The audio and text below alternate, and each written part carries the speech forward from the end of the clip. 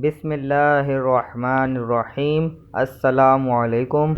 मैं हूं मोहम्मद आकिब ख़ान और आप देख रहे हैं पाक एजुकेशन एकेडमी। स्टूडेंट्स, हमारा पीरियोडिक टेबल का लेक्चर्स कंटिन्यू थे।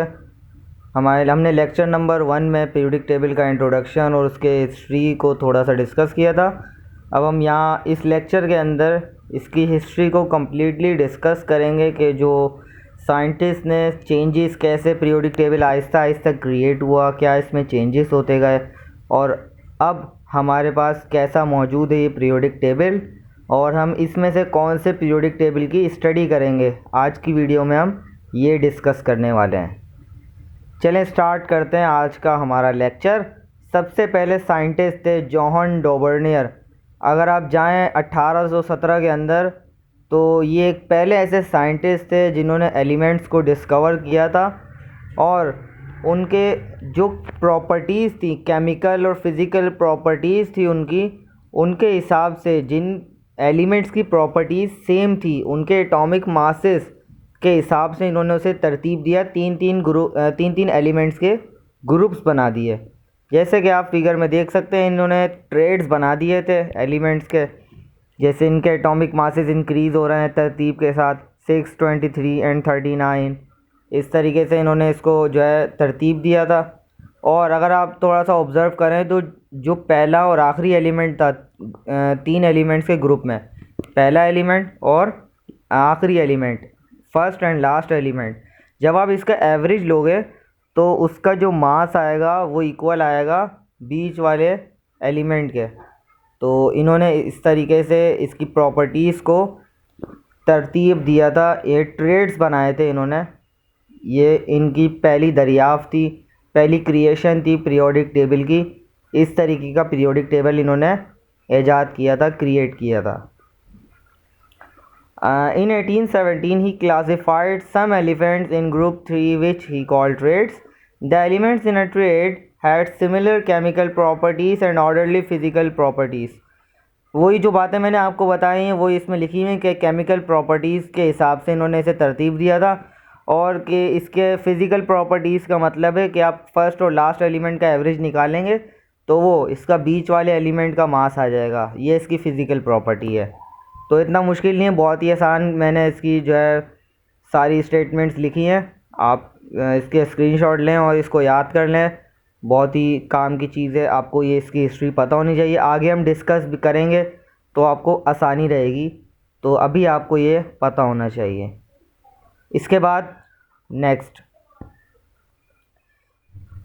1817 के बाद 1863 के अंदर जॉन न्यूलैंड्स एक साइंटिस्ट थे जिन्होंने ये कारनामा अंजाम दिया था कि पीरियोडिक टेबल को एक और नई शक्ल दी थी, एक और पीरियोडिक टेबल क्रिएट करा था। अब क्यों किया था पढ़ते हैं। इन 1863 suggested that elements be arrange in octaves because he noticed after arranging the elements in order of increasing atomic masses that certain properties repeated every 8th element.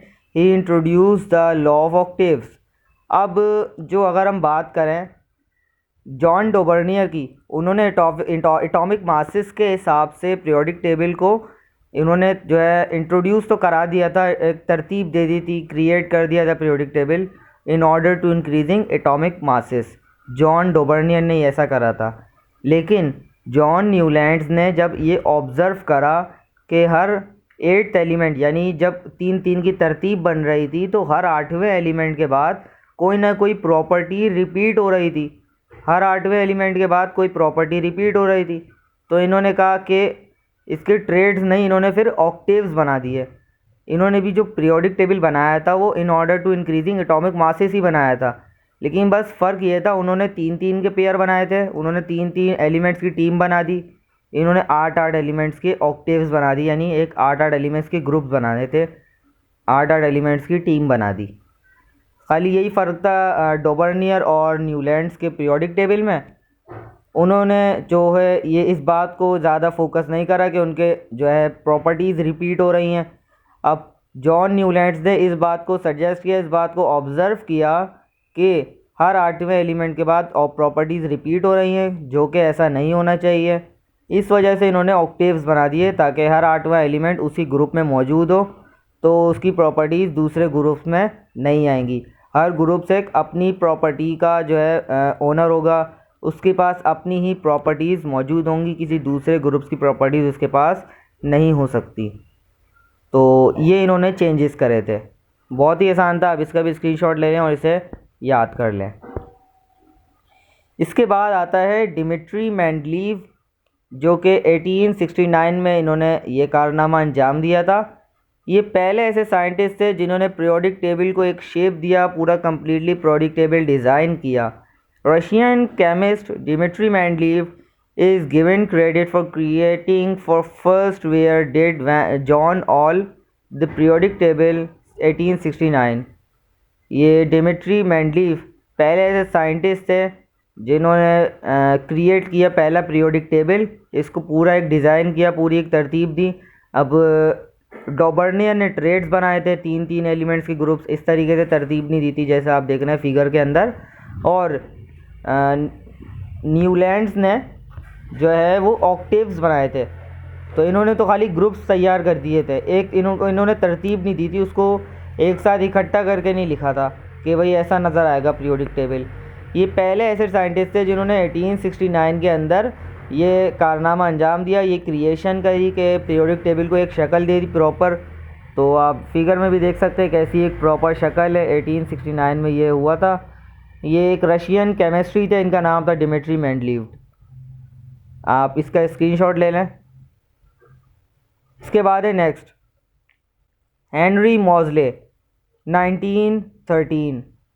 अब 1969 के बाद 1913 के अरसे में ये हेनरी मॉजली साइंटिस्ट आए जिन्होंने एक last creation, last change periodic table में किया एटॉमिक नंबर इंक्रीजिंग के हिसाब से। तो चलें स्टेटमेंट पढ़ते हैं। इन 1913 through his with work X-rays he determined the actual nuclear charge, atomic number of the elements. He rearranged the elements in order of increasing atomic numbers।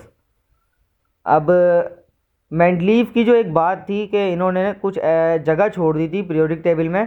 आप फिगर में भी अगर आपने देखा उस फिगर में कि कुछ जगह खाली भी थी पीरियोडिक टेबल के अंदर, तो इन्होंने मेंडलीव ने तो वहाँ पे पीरियोडिक टेबल की जगह छोड़ी थी कि यहाँ पे एलिमेंट्स नए क्रिएट होंगे, इसकी प्रॉपर्टीज़ भी ऐसी हो सकती हैं, इन्होंने ये सजेस्ट किया था।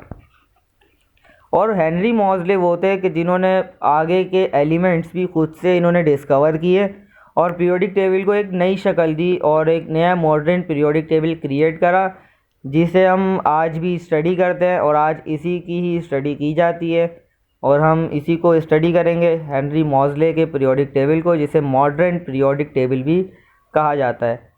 हेनरी मॉजले ने एक्सरेस पर काम किया। एक्सरेस के ज़रिए ये पता लगाया एटॉमिक नंबर, न्यूक्लियर का चार्ज यानी एटॉमिक नंबर किसी भी एलिमेंट्स का।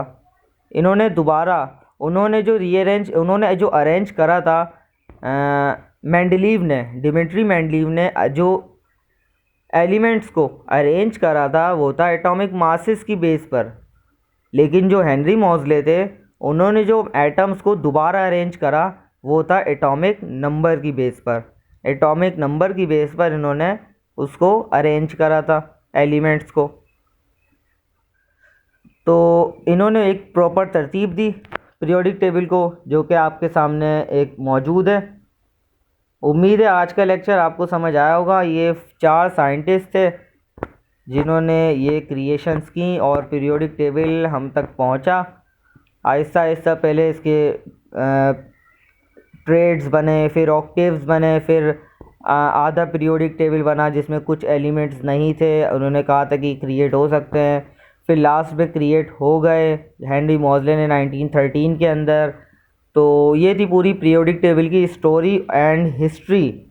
ये आपको जानना बहुत ज़रूरी थी। अगले लेक्चर से इंशाल्लाह हम पीरियोडिक टेबल को स्टडी करना शुरू करेंगे और इन 4 साइंटिस्ट में से हम हेनरी मॉजले जो कि मॉडर्न पीरियोडिक टेबल है, हम इसके हिसाब से अपने जो स्टडी करेंगे वो इसी पीरियोडिक टेबल को करेंगे। मिलते हैं अगले लेक्चर के साथ। That's all for this lecture. उम्मीद है आपको समझ आएगा। अगर कोई भी बात अगर आपको समझ ना आया करे तो आप कमेंट्स करके ज़रूर पूछा करें। मैं इंशाल्लाह ज़रूर रिप्लाई करूँगा। चैनल पर नए हैं तो चैनल को सब्सक्राइब कर दें। वीडियो पसंद आई तो लाइक करें और अपने फ्रेंड्स के साथ शेयर करना ना भूलें। मिलते हैं अगले लेक्चर के साथ। जब तक के लिए इजाज़त दीजिए। अल्लाह हाफ़िज़।